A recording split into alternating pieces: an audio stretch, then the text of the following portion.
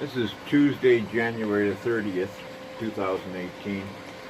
I'm recording here in my root cellar where I have hooks in the ceiling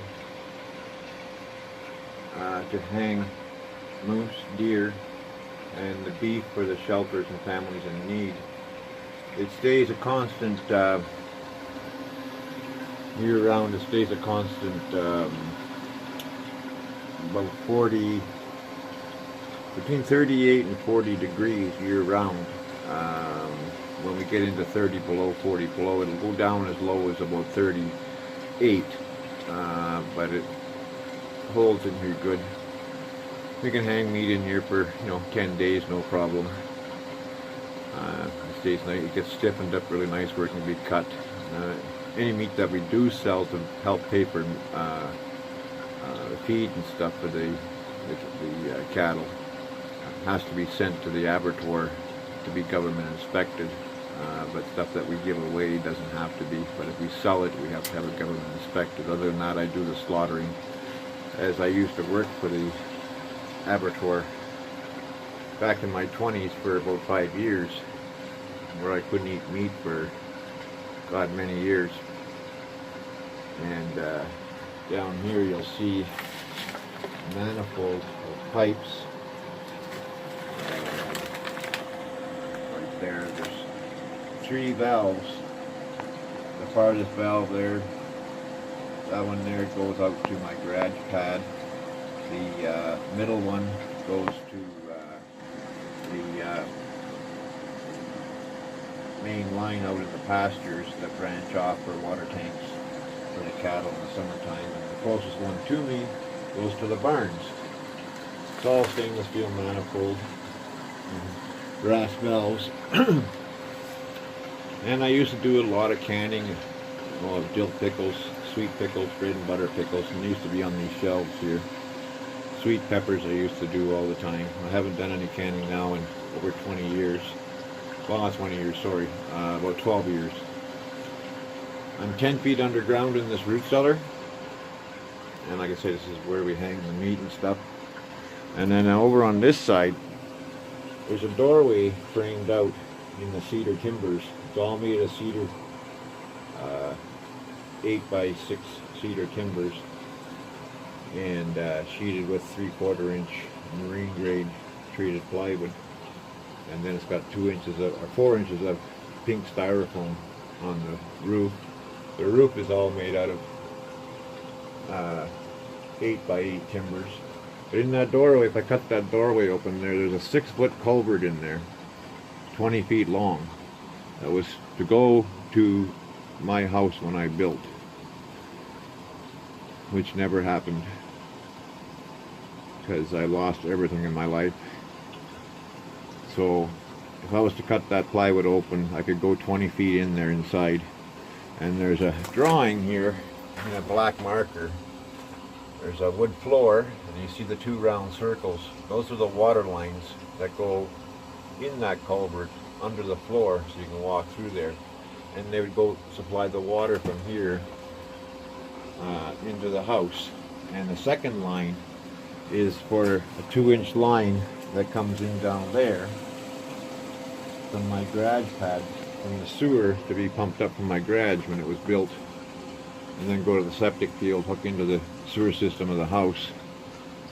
So there is a 6-foot culvert in there, 20 feet long, but I've never cut it open. But it's a good bomb shelter in there if it was emergency for more people as well. It only take 2 minutes to cut that open. But anyway, that's where I am, 10 feet underground here. And I apologize. I uploaded this video the other day and it had no sound. I don't know what happened. It's got the sound on my computer, and in the file that I made it up from, the sound is all there, but uploading to YouTube it didn't have sound. And I tried uploading it again privately and still no sound. So I'm reshooting the whole thing. And the whole purpose for this video here, not only about this root cellar and where I hang the meat, whether it's beef for other people, families in need and shelters, or whether it's my own moose or deer. There's all hooks in here. I can hang 2 animals in here. And it's got a nice, whoop, just about lost her. Just about lost her. I can hang 2 big animals in here. And probably a deer. Something like that. So anyway, I want to give you an update, with this string of calves that I've lost. Every one of them seem to hit their 4-month mark, 4.5 month mark, and have the same symptoms and the same outcome, no matter what treatment we gave them. And the vet wouldn't even come because he says that he couldn't do any more than I was already doing. So I've made arrangements to have the animals shipped to a little over 1,800 miles from here to the University of Guelph in Guelph, Ontario, to find out what is going on, because I have not in 37 years had this string of deaths of young calves and not responding to any treatment whatsoever. And believe you me, I have spent a fortune on medications and treatments.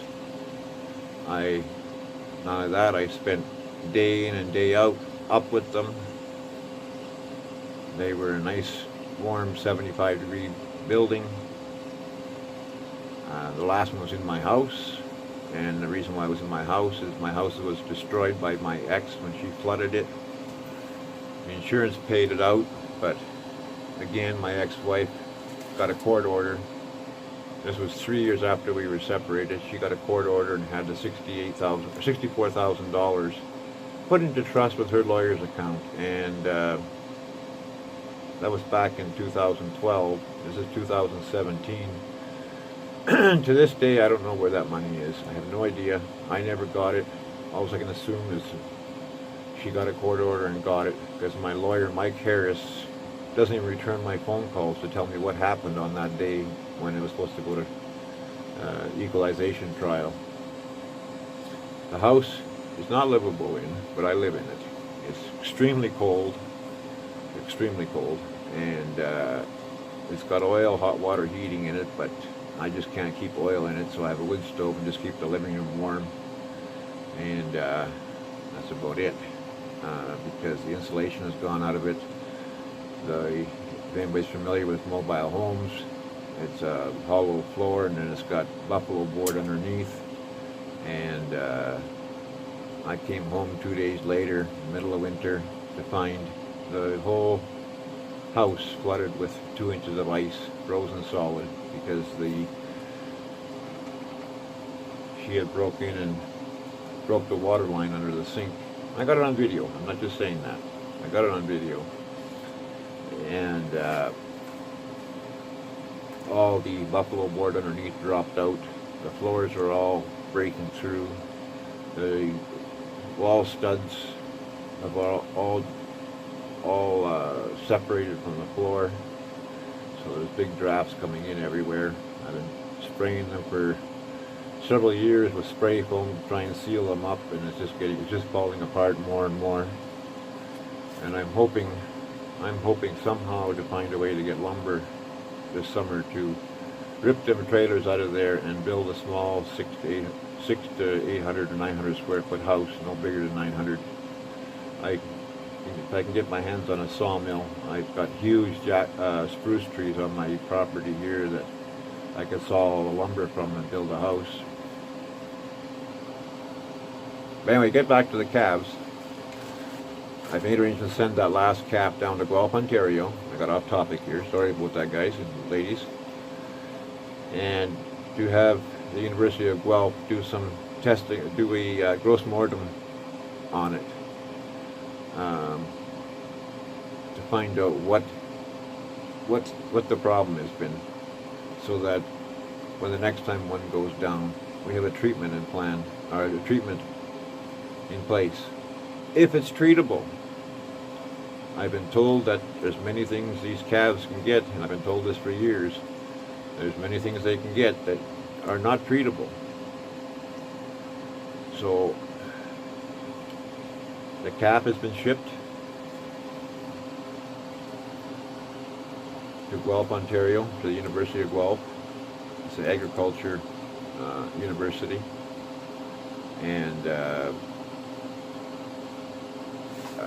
having they're going to do some testing on it, take some samples from it, and of course, you know, they'll open it up and do a gross post-mortem, and if there's anything obvious right there when they open it up, then they'll know. But if they can't find anything, then they're going to take samples and do some tests on it. And I just got to watch how many tests they do, that I don't end up with a $10,000 bill in the end. But anyway, that's what's happening right now, because in 37 years I've never had a string of loss of calves. Have I lost calves before? Yes, I've lost the odd calf here and there, but not like this fall and winter, and all of the same situation, and no response to any treatment. So that's the update on that, and I'll keep you informed of what I find out, and we'll go from there. Like I get these calves when they're 3 to 5 days old, and I'm told that they're given the first milk from the cow, the colostrum, which they desperately need in their first 24 hours of birth. They only need one good dose, and I supplement every one of them with a couple of doses of colostrum, you know, at a month old, 2 months old, and you know, which cost me per treatment, cost me $45 for one treatment. It's a 100 milligram package that you put with water or milk, and you dissolve it in it, and every one of them gets that, along with they get a booster shot, and they get other shots for pneumonia and everything else.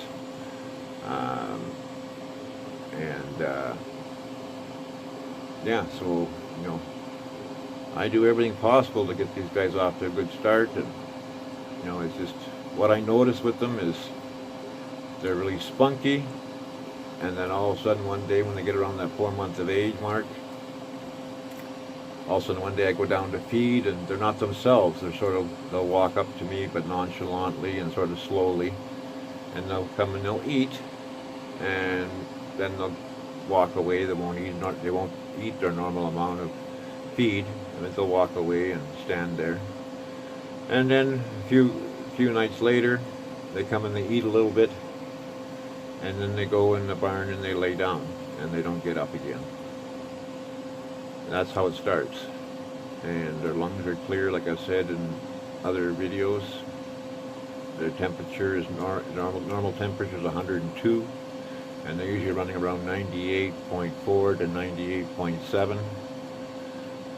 Most time 98.6 is what I've been noticing, taking their temperature a few times a day, and so there's never any fever. It just starts off, and their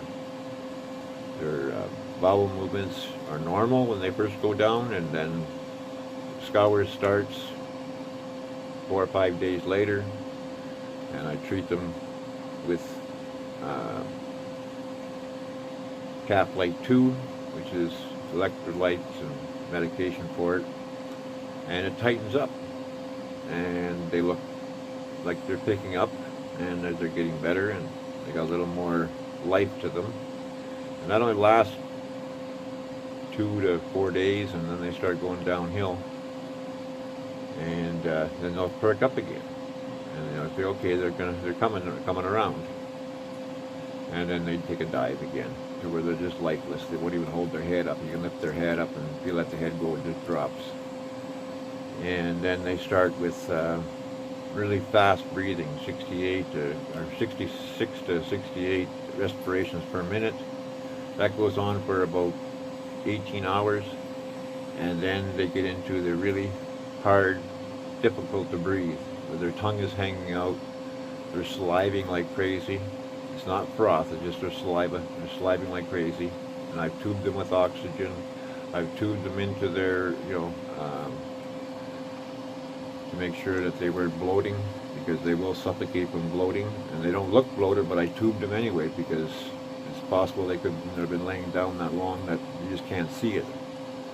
So I do tube them to make sure that they're not bloating, because they can suffocate. That's what kills them when they get bloated. That's why you need to carry a bloat needle with you at all times, and have a piece of 1-inch PVC handy in the barn at all times, and a long 1/2-inch hose so that you can tube them and release the gas from them. Because by the time you go to the house or the barn to get what you need, by the time you get back to them out in the field, they're dead. They're suffocated from being so bloated. And I've had to use the bloat needle quite a few times. I've used a knife even a few times, because I didn't have the bloat needle with me. But I always carry a knife. A good sharp knife I always carry. And I've rescued them with a knife. So, folks, this is just going to keep this video short, just to update you on what I'm doing here with this major problem that I don't like, so that I have a better idea. Even the vet doesn't know. So anyway, once again, if you'd like to help feed people in need in the shelters, please look at using one of the links below in the show notes. Be very muchly appreciated, as I plan to also sprout out into pigs again this year, this spring, and turkeys like I always do, and meat bird chickens. So again, that would be appreciated if you could. Be very, very, very helpful, because I don't make nothing on these. Everything's given away, and I'm forced to sell the odd animal once in a while to help pay for the feed and medical supplies, which I'm getting pretty close to having to do, because I only live on a pension, disability pension. So anyway, everybody have a great night, and take care, and don't drink and drive. Thank you.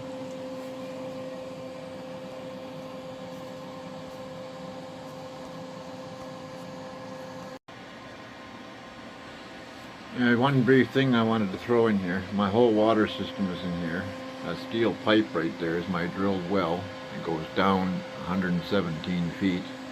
It went through 60 feet of clay, 12 feet of coarse gravel, and then 17 feet into bedrock, and then it dropped 18 inches into a cavity. And then I had them drill another 6 feet or 7 feet beyond that for a sump. And then I put my pressure tank in right there, and a secondary pressure tank here because of the cattle, and a water softener over there in the corner. I don't have any iron in my water. The only thing I have here is a little high on calcium, so it's a little hard on electric hot water tanks over the years without the water softener. The animal water doesn't go through the softener. They're on a separate line on that manifold there off the pressure tanks. And so I just wanted to throw that in there. My water system is in the root cellar here as well, the deep well pump. Okay, thanks.